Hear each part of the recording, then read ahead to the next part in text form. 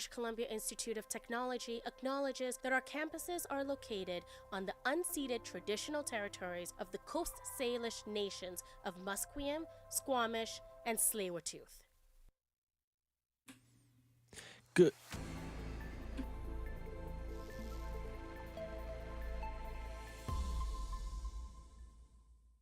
Good afternoon. My name is Gabe Liesi, and you're listening to BCIT's The Crow. Thank you for tuning in one final time today. The Rio Theatre is expanding its reach and saving a beloved piece of Vancouver's film history in the process. Reporter Orchid Salang has more. The historic Park Theatre has been saved by the Rio Theatre, just days after its expected last screening on October 26th. The Rio Theatre announced the news on their Instagram, surprising the local film community with some big-name investors. Anora director Sean Baker and Stranger Things actor and Vancouverite Finn Wolfhard were among the film moguls that joined forces to keep the park's doors open. For local actor and film buff Aaron Paul Stewart, the support accurately reflects Vancouver's film community. Yeah, I think just having those names, it just shows that those people are passionate about the Vancouver scene. Having that kind of support come in just shows that there's people out there that still want to uphold the passion of film, the quality of film. The Rio says they will be bringing the same energy and passion they've poured into their theater to the park. Orchid Salang, BCIT News. Vancouver City Council will vote on whether to rezone sections of the downtown east side for development, but not everyone is on board with the proposal. Our reporter Patrick McConnell has more.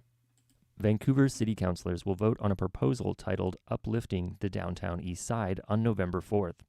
The plan would rezone areas of the downtown east side for development of buildings with fewer affordable units than existing regulations currently require. Kabir Mandan of the Carnegie Housing Project says the plan leaves out the estimated 3,500 unhoused people currently living in Vancouver. The Carnegie Housing Project is opposed to any form of attempts at gentrifying downtown east side, so we are opposed to the plan right now, as it is right now. The Carnegie Housing Project also argues lower property values help keep the downtown east side affordable. Patrick McConnell, BCIT News. Police in Kelowna say a 48-year-old man has been charged with arson and assaulting a peace officer with a weapon after he allegedly lit brush fires on a mountain slope last week. Kelowna RCMP say they received a report of a man dressed in full camouflage who was allegedly using a slingshot to target construction workers and surveillance equipment near the base of Knox Mountain at about 3 p.m. on Friday. They say witnesses described seeing the man lighting fires, which spread rapidly due to dry conditions and shifting winds, putting hikers, bikers, and residents at risk. The Mounties say emergency officials were concerned about the potential for the blaze to escalate to a larger wildfire, but crews brought the flames under control. They say the suspect was arrested and remains in custody after a court hearing on Saturday, with another appearance scheduled for this Thursday. RCMP continued to investigate the incident, and they're asking anyone with information to contact them. Police say a 17-year-old boy from Abbotsford got his father's car impounded after he was caught speeding 78 kilometers over the posted speed limit. BC Highway Patrol says an officer spotted the Honda sedan passing other vehicles on Highway 1 and recorded the vehicle traveling 178 kilometers per hour. The Mounties say the car was also carrying 2 passengers who were not part of the boy's family, a violation of his novice driver's license. The boy was fined nearly $500 for speeding, along with $200 in additional fines. His father's car was impounded for a week, and police say the teen could face a suspension of his license. A former deputy premier of Alberta has collected more than 456,000 signatures on a petition over the last 3 months. Thomas Lukanzuk says his petition is meant to ensure Alberta remains a part of Canada. His goal is to put an end to Western separatism in the mind of Alberta Premier Danielle Smith. A petition requires 294,000 votes in Alberta in order to initiate a possible referendum. He recently spoke to supporters. What a way to send a message to our provincial government, to the rest of Canada, letting other Canadians know that Albertans are not outliers. We are as proud of being Canadian as any other Canadian from sea to sea to sea.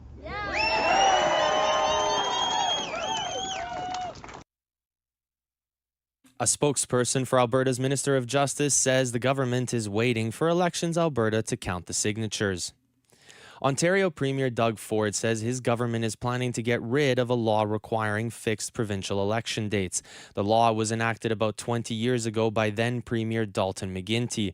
Under the fixed date rules, the next provincial election is due to take place in 2029. Ford says Ontario should not have to continue following that law. As far as I was concerned, this is a fake law put in by the Liberal government. They have it over in Nova Scotia, an open election date. There's certain criteria that we have to meet, but this is just Liberal, I call it a fake law.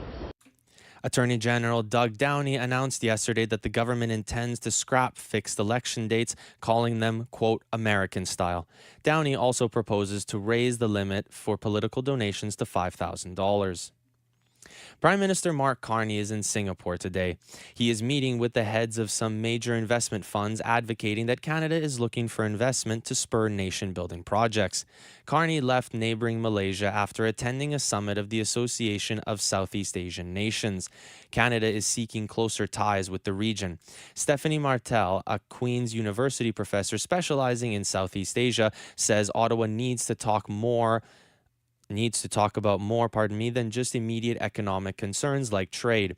Carney must touch on issues like climate change resilience if he wants to be seen as a serious partner in the region. Canada, again, desperately needs friends right now, but genuine friendship is something that is built over time. It is reciprocal, and it needs to go beyond immediate self-interest. Carney's visit to Singapore comes after his unsuccessful visit to Japan during the 9-day trip fell through when Tokyo's coalition government collapsed earlier this month. Vice President J.D. Vance says that he believes U.S. military members will be paid at the end of the week as the Trump administration reconfigures funding. Will the troops get paid on Friday? Yes. We believe that we can continue to pay the troops on Friday. Look, we're trying to keep as much open as possible, and we're exploring all options. There are limitations on all these funds. There are limitations on how you can use them. The current government shutdown is the second longest in American history. The pressure to end the shutdown is taking on new urgency. Representative Lisa McClain, chair of the House Republican Conference, says, quote, "This week, more than any other week, the consequences become impossible to ignore," end quote. Millions of Americans face the prospect of losing food assistance. More federal workers will miss their first full paycheck. American President Donald Trump's tariff plans are set to face their latest legal hurdle in front of the U.S. Supreme Court. The case hinges on whether or not the U.S. president can use a national security statute to impose tariffs. The statute is known as the International Economic Emergency Powers Act. Victor Owen Schwartz is the lead plaintiff. He has been running a small business importing wines and spirits for nearly 40 years. He felt the need to step up. I was shocked that those with much more power and money did not step up. So when I was afforded the opportunity to speak for small American business, I took it. I had to. It was a moral imperative. The U.S. Supreme Court will hear the case next week. On to some sports now.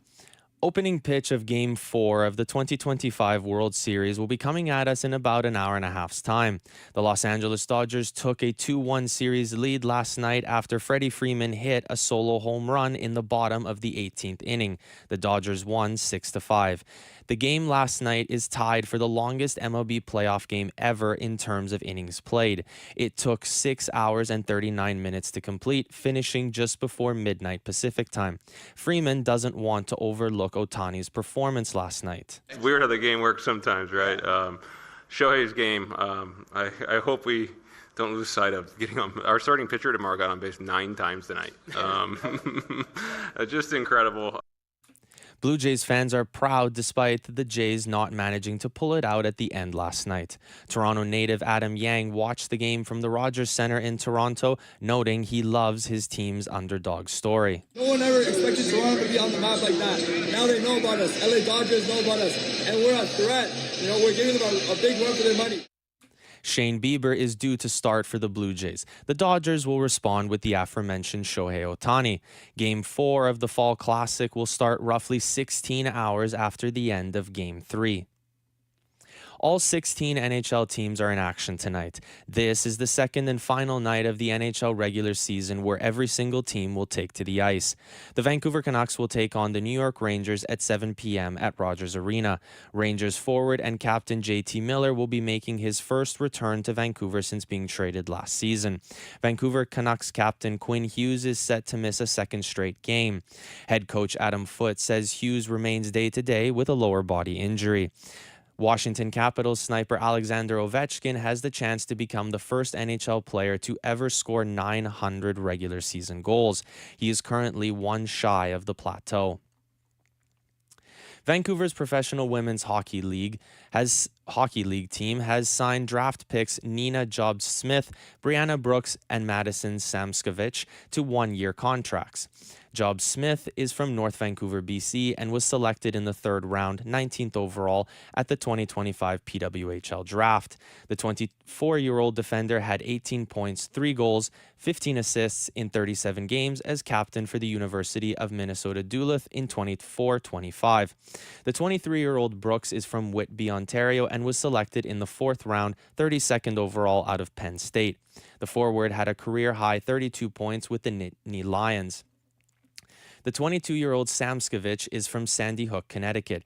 She was selected in the fifth round, 39th overall, and registered 84 points through 168 career games with Quinnipiac University. Vancouver and Seattle will join the PWHL as expansion teams for the 25-26 regular season. Former Vancouver Canucks forward Ryan Kesler has been charged with 2 counts of fourth-degree criminal sexual conduct. Bond was set at $50,000 with a 10% deposit. The Orchard Lake Police Department said in a press release released Tuesday that Kesler was booked and posted bond. He pleaded not guilty to 2 misdemeanor charges stemming from alleged offenses on January 1st. Robert J. Morad, Kessler's lawyer, said in a statement that Kesler, quote, emphatically denies the allegations and is completely innocent.